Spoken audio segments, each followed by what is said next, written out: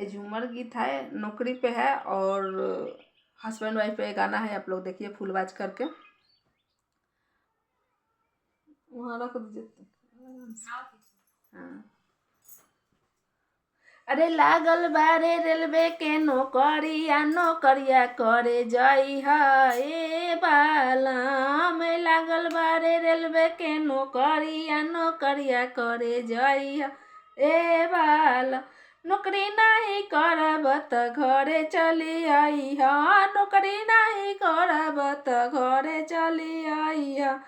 माथावा पर धरी के टोकरिया टमाटर बेचे जइहा ए राजा। माथावा पर धरी के टोकरिया टमाटर बेचे जइहा ए राज।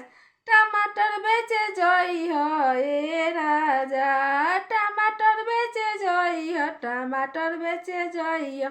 माथावा पे ढई के टोकरिया टमाटर बेचे जइहा ए राजा। लागल बारे रेलवे के नौकरिया नौकरिया करे जइहा ए राज। नौकरी नहीं करब त घरे चली आइहा। कान्हावा पर धरी के कुदरिया खेतिया करे जइहा ए राजा। कान्हावा पे धई के कुदरिया खेती करे जइहा ए राजा।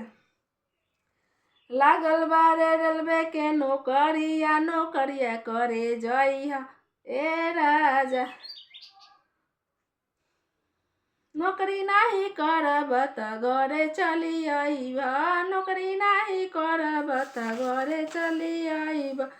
तसली में लेवाना लगइहा घरे चली आइहा ए राजा। तसली में लेवाना लगइहा घरे चली आइहा ए राजा। लागल बारे रेलवे के नौकरिया नौकरिया करे जइहा ए राजा।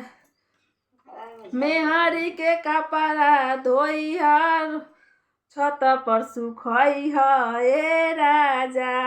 मेहरी के कपड़ा धोइहा छत पर सुखइहा ए राजा।